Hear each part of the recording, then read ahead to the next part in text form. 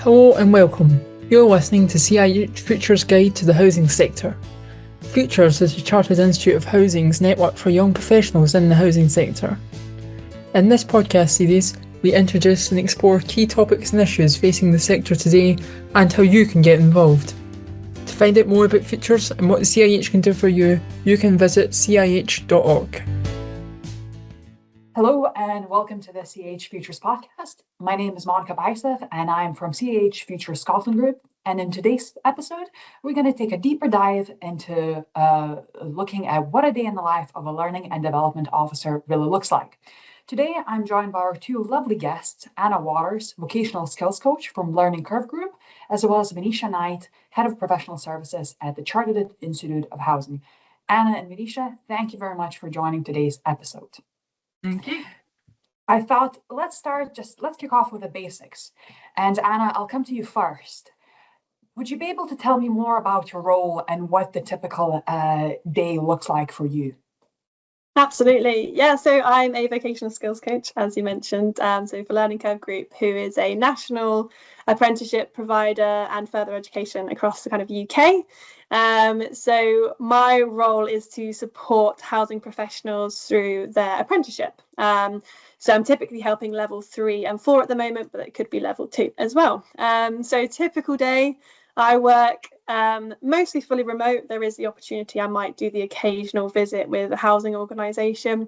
So we waking up, making myself a cuppa, logging into the laptop. And firstly, I usually set some admin time aside.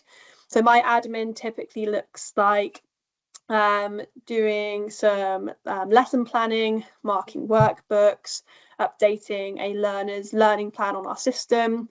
And then I'll then naturally kind of progress on to my favourite part of the day, which is meeting with learners. So typically kind of an hour at a time. I work by doing one-to-one sessions with my learners, whereas we do have some other coaches who do more technical workshops. So I work with my learners to check in on their well-being, review their progress, and also just kind of complete some evidencing for their portfolio as part of their apprenticeship. So I'm working with them about building their skills and behaviours that they need to demonstrate at their endpoint assessment for the apprenticeship. So yeah, that's my kind of day-to-day, what that looks like. What I'm very curious to hear about is what sort of challenges does kind of the you mentioned being fully remote. What challenges does that present to you as opposed to if you were to do it in person? Have you noticed any differences, and how does that look like in practice? I think it's definitely different. I suppose one of the key things that you notice actually, lots of the housing professionals that I work with might be on site on schemes. So maybe if you were in person, there's that kind of visible person there, because that can result in sometimes their session can get a bit interrupted if they've got colleagues or maybe a resident needs them. So that kind of remote can mean that. But to be honest, I think being remote works really well. We're able to work with learners across the whole of the UK and give them that really quick support that they need. Their endpoint assessment is also remote, so it gets them building that confidence of using systems and things like that, which they need to be able to kind of evidence for the apprenticeship. So although I think, in person, typically maybe you can build those like rapport and maybe you have that body language, all about communication, but we're able to have those general check-ins and a very natural conversation over Teams anyway, so it works really well for us. Yeah. And what has been kind of the feedback so far from the from your clients, from the apprentices? How have they found the kind of the learning side of things, and have they found it engaging? Does it work for them? Yeah, definitely. I think the feedback is typically always really good. Obviously, there's always going to be some experiences that maybe it hasn't quite met someone's learning style. But that's the great thing about Learning Curve Group and apprentices in general, is that we can be adaptable to meet the needs of our learners, because we do have a diverse range of learners that have lots of different needs and just learning styles. And so what's great is we can adapt things. It's important to get feedback. We always welcome and actively encourage them to give us feedback. And yeah, it works well. The workshops work really well. They get to meet other learners across different organisations, so they can share those best practices. They go into kind of breakout rooms. They get that chance really to kind of explore not only their own practices but others. And then in those one-to-ones, especially kind of the teaching elements of it, we can be quite flexible in terms of maybe they prefer to watch videos and that they're a visual learner, or maybe they're an auditory learner and they like me to kind of talk things through with them. So we can do loads of different ways that works best for them. Perfect. Oh, that sounds really interesting. Venetia, I just want to kind of follow up this with you. Obviously, as a head of professional services, I feel like your role is very much more strategic and encompasses a lot more rather than just kind of dealing with the folk on the ground. So what I'm curious to hear is how do you make the kind of the learning and development fit into your role, and how do you kind of bring it to life across CIH and make it one of the key principles? How do you make it work? Oh, yeah, thank you, Monica. Interesting question. So yeah, within my role as head of professional services here at CIH, I've got two elements to it. So I look after the awarding organisation, and I'm known as what's known as the responsible officer. So I report to all of our regulators. And then the other hat I wear is I'm over the professional standards. So for the sector, I try and make sure that our tools that are on our website, so the self-assessment tool, any learning modules, any resources that we have, all of those meet the requirements of what's happening in the sector. So yeah, I've got very varied hats. The awarding organisation side, we design the qualifications, so we make sure that whatever qualifications people are doing are going to help them in their career, so from level 2 all the way up to level 5, as well as meeting regulatory needs. So here in England, of course, there's the competence and conduct standard, so level 4, level 5, make sure they meet those requirements. So we don't do any direct delivery for our qualifications. We do apprenticeships, just like Anna. So we're an endpoint assessment organisation. That's the term that we'll still use at the moment because it is changing in our world. So we do assessments once apprentices have completed all of their programme development with a training provider. Then they go through what's called a gateway, and then we will assess, have they met the standards that were set originally by IFATE, now Skills England. And then hopefully that apprentice will be qualified, completed their apprenticeship, and achieve a qualification or an apprenticeship award. So I've got quite a few hats, quite a few things going on, but it's all to do with professional development. It's all about how people should continue to develop. So don't do a qualification, that's enough. You don't necessarily have to do further qualifications, but keep doing CPD, keep developing as you go along. Become a mentor, things like that at CIH. Improve your level of membership, so go up the grades of membership if appropriate. So it's all that kind of thing that sits within my world here at CIH. That sounds quite really interesting. I'm going to skip one question because I think, Venetia, your answer kind of really well ties into the following question.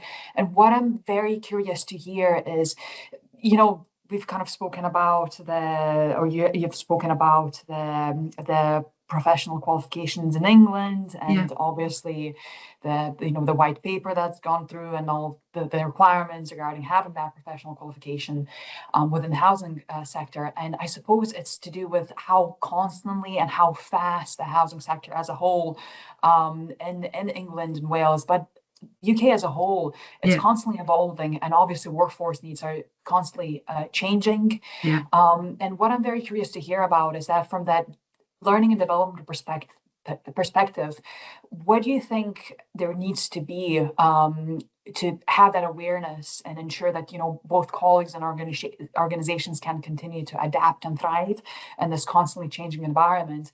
And I suppose, especially from your perspective, Venetia, how can organizations, such as Chartered Institute of Housing, arguably, the body representing housing as a whole, how can it better promote learning and development opportunities, and then particularly keep them more engaging and really encourage staff to make the most of them, and at any point of the career, be it apprenticeship or further down the line where they're perhaps hoping to retire in the next 5-10 years?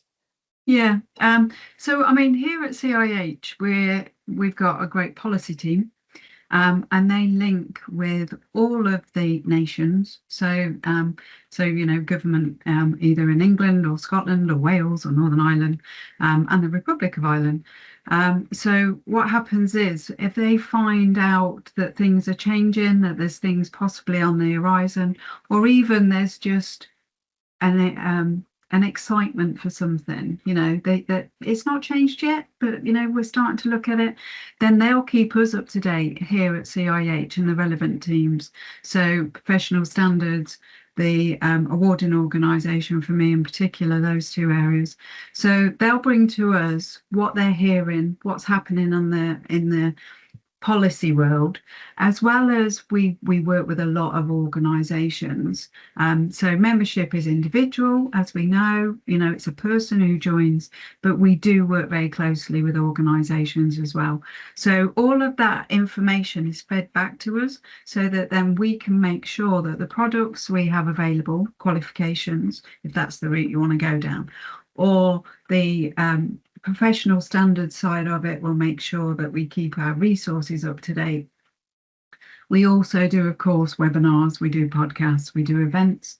So we do everything like that. And we do try and promote that it's not a do something, stop. It's do something, continue to do things. And as I say, it doesn't have to go on a training course. It could be listen to a podcast.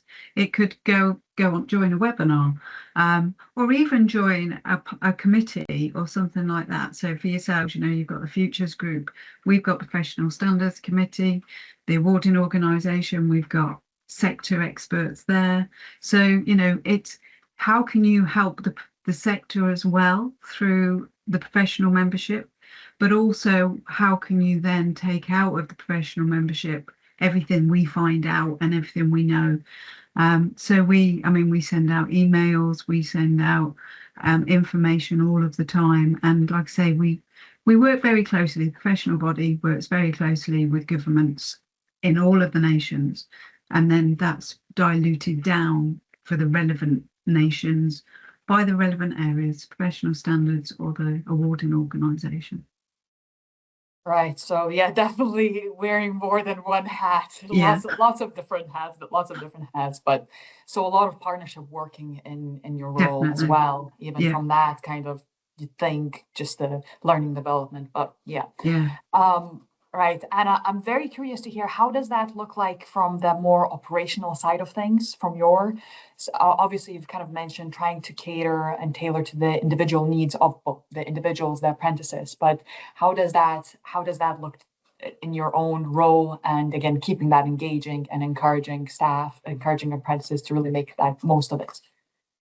Yeah, absolutely. I think my thoughts, one of my first kind of points on this exactly is similar to Venetia's one, is about we do work in a sector that is very diverse, and it's important that our learning and development opportunities reflect that.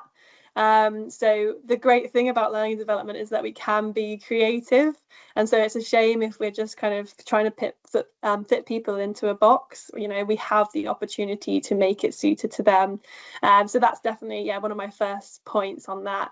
And also one of my other kind of views about how we can kind of make sure learning and development is promoted is I always encourage that learning and development should be a part of every one-to-one conversation that an employee has with their manager. Learning and development is not just for the people that want to climb the career ladder. It is for everyone. And yeah, like Venetia said, if it's attending a podcast, that is learning and development. It's important that we don't underestimate what it can do for people's roles and just lives, really. So embedding kind of learning and development conversations is really important, because I think people can naturally overlook it. So bringing that up in Learning Curve Group is actually one of our individual KPIs, targets, that we as coaches need to undertake kind of a set amount of hours of further learning to make sure that we've got kind of sector experience, and also so we can give the best service to the learners. And also just kind of a final point is it's really important to recognise that we are working in a very challenging sector at times, because the work we do matters to real people's lives, and that is the importance of it. And so the pressures of workload can be a huge deterrent for people undertaking learning and development, because it can be seen as just another task on top of that busy workload. So it's really important that employers and teams are doing as much as they can to support those people that are undertaking development, whether that's kind of workload flexibility, an extra well-being check-in, or additional team support. It can really be that difference from someone not taking that step into developing themselves or not. Right. And you mentioned kind of embedding it into the culture. And again, it's no easy answer to this. I suppose that's why, Venetia, jobs like yours exist to begin with. But how do you work to really try to embed that into culture? How do you make sure that organizations and individuals themselves really try to understand the need and the benefits, the real benefits of learning and development as part of your roles? So Venetia, can I just come to you first for that? You can. I think from our side of the fence, so to speak, most organisations understand it. And it's the problem they've got is trying to get employees to fully appreciate it. And that's not all employees, but I think, for instance, the competence and conduct standard, when that came along, the first thing, I joined CIH just as that came in. And the first thing I kept hearing was, I don't need to do this. I've been doing my job for 30 odd years. Why do I need to do this? I haven't done a qualification in years, la, la, la, la, la, la. And it's like, well, actually, that's not good practice, is it? Because, it's not about doing a qualification, whether they want to do a qualification or not. But CPD is important, keeping up to date if it's a sector you work in. So for me and my role and my teams and everything else, we try and get that message out there. It's not necessarily about doing a training course, not necessarily about doing a qualification. It's about keeping up to date. And if you keep up to date, then you're going to do a better job for the people that you're working with. You'll understand what's changed. How social housing was 20 years ago is very different to how it is today. So it's about doing that. So for us, it's about making sure that every qualification we do create has got that built into it. It's not just an additional thing. It's actually built into the unit so that people understand it in whatever unit they're working on. And then for the professional standard side of things, that's who we are. That's who CIH is. We've got characteristics that we expect our members to work towards, to aspire to be. So yeah, that's who we are. That's our message. It's about keeping up to date, being professional, doing things ethically, and everything else. So yeah. And I say organisations, I think, get it. I think they're getting it more because of competence and conduct in England, but they do get it. So yeah, it's now for us the job of trying to persuade everybody, not just our members, but everybody in the sector, that this is important. Yeah. And Anna, would you say from, again, I assume predominantly working with younger folk who are apprentices, do you think it's easy to kind of sell them the idea, to really promote that kind of learning and development as part of, the qualities and skills that they should have? Yeah, actually, that's interesting. And actually, just to do a little bit of a myth buster before I kind of dive into that, actually, we a Learning Curve group and across all apprenticeships, I'm sure we're actually kind of working with a wide variety of ages now. Apprentices have that kind of traditional, what that looks like has changed a lot. And actually, especially, with that competency and conduct standard, older housing professionals are now coming back into education and undertaking that. So yeah, it's very interesting, that change, actually. But yeah, I mean, definitely, I would reflect again what Venetia is saying, is that it's about reminding people the benefits beyond just having a qualification. Yes, it looks great on the CV, but it means more than that. And one of the things that we do is try to relate it to their day-to-day roles and experiences. So yeah, talking about history of housing, that was one of my favorite topics that I did when I did the CIH level 4. I always like to bring that into conversation when you learn about homes for heroes and the right to buy. We're not just discussing it as a historic event that happened, we're thinking how that's now affected kind of policies now, and how it influences the challenges we face, and how housing shortages or funding pressures, and that has an impact on residents' experiences now. And so it's about making that theory into actual practice, and it makes them, I think, hopefully a bit more passionate about what they're learning. And also kind of encouraging learners to connect with colleagues across different teams. Again, it's not just about the qualification, it's what can I gain? Okay, I'm doing this has given me a great standing point to say, I want to learn about assets. I've never worked with the assets team, and I'm going to go spend some time with them. It's really about kind of seeing the qualification as just that base to then kind of have many opportunities on top of as well. No, that sounds really interesting. And I suppose, things you learn every day. It was really good and interesting to hear about the apprentice kind of routes people take. But I suppose, as you kind of mentioned, keeping the learning and development really creative, and keeping it, trying to tailor it not only through kind of, oh, this is only work, but just understanding the culture and the history of it all. And I just want to kind of delve in a wee bit more into the actual kind of your own personal journey and your own personal kind of development. What I'm curious, in your role, how did you get started in the role, and did you have to follow a strict career path, or did you find that, or was your background completely different, nothing related to the learning and development? Yeah, so just briefly into kind of my career path. So I finished my sociology degree in 2020, I think. I went into event coordinating. I was always really passionate about that. And then I came across the housing sector. I thought maybe I should do something that's kind of connected to my degree, make the most of the money. So that's how I got into the housing sector. And I started off as a graduate trainee housing officer at Live West, which is a housing association.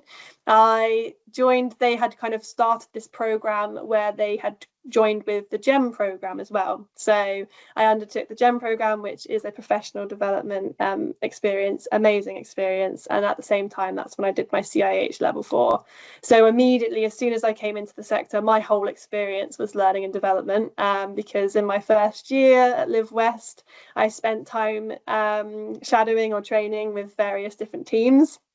So it might be a week with customer service, a week with the asset management team, and kind of going across the whole business. And then once I stepped into that housing officer position, I then already had some connections in different teams. So when you have those different queries, you've already got that really great understanding. And then in 2024, I also joined CIH Futures. So that's where I've kind of come along, and I thought I wanted to kind of continue developing my experience, connect with some other young housing professionals who are really passionate. And during my time at Live West, I had the best experience with all the learning and development team there. They fully kind of built me from this very not confident person in the sector up into this person who believed that I had a voice in the sector and had that confidence to join CIH Futures. So I really am grateful to all of those professionals that helped me at that time. Then I was a housing officer. I did a bit of project officer as well before I then moved across to Learning Curve Group. So no real strict career path, really. It basically, I think I was able to kind of come across, firstly because I had that CIH level 4 qualification, because that was the expectation that I will still kind of support the teaching of those elements as well. I also, before this podcast, I wanted to kind of check in with my colleagues and say, how did you kind of come across, just as a kind of point of interest? So that's obviously my route, but we also, because we offer apprenticeships, which isn't just social housing, it's private as well, with also TPI as a private qualification. Mm-hmm. So we've got colleagues that did their level 3 in a property mark qualification, and they've worked in private sector lettings, and then came across, had someone that was a customer experience manager with no frontline experience, but worked with various aspects of the business, housing services coordinator to employability to coach, and then property trainer, internal quality assurer to coach. So various different paths.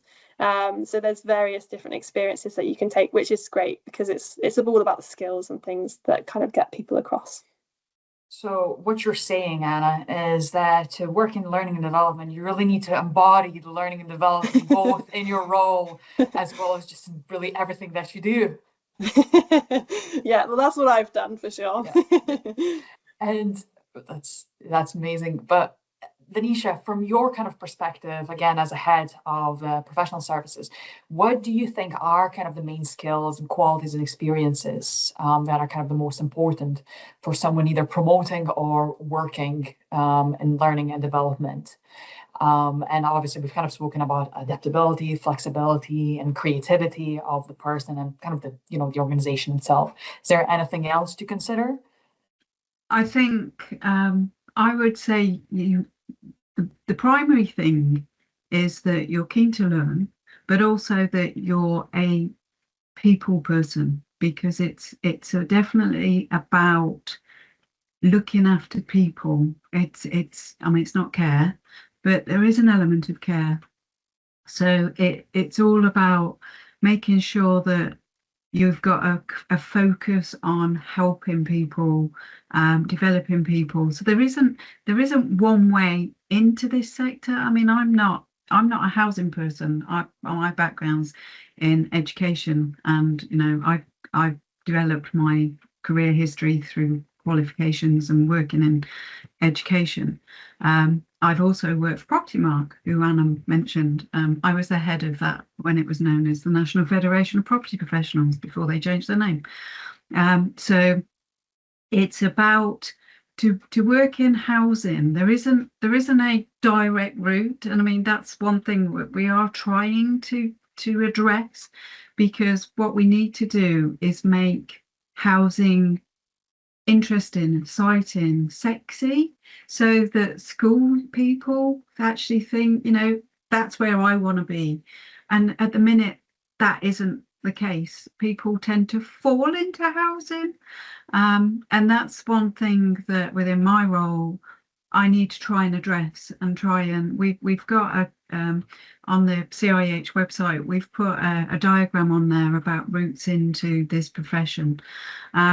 And it is about what can we do, what can CIH do to try and get people to think when they're at school, when they're doing their GCSEs, what I want to work in housing. And that doesn't happen. It's really bizarre.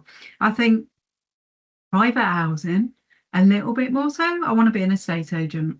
I don't know why. I used to work in that sector. I don't know why you'd want to be an estate agent. But as for social housing, it's about helping people. It's about making somebody's life better. Where they live is, their sanctuary.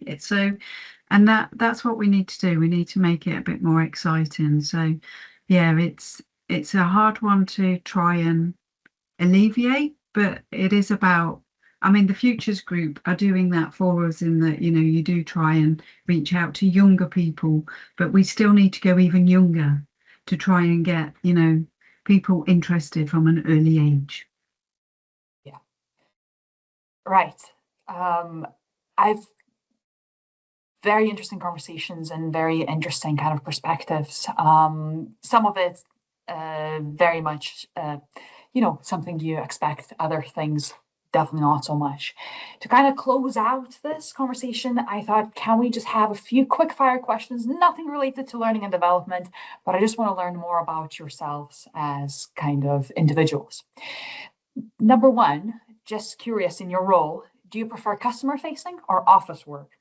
Anna, you mentioned you work from home most of the time, but obviously very much a person role. So Yeah, customer facing or office work? Definitely the highlight of the week. Yeah. Venetia, yourself? Yeah, customer facing, because then I can have conversations with people and it helps us develop and change the way we work and what we do. Okay. Venetia, are you an early bird or a night owl? Oh, I'm an early bird. I like to log on early, start work, and yeah, by the end of the day, I'm dead. So definitely an early bird. What about yourself, Anna?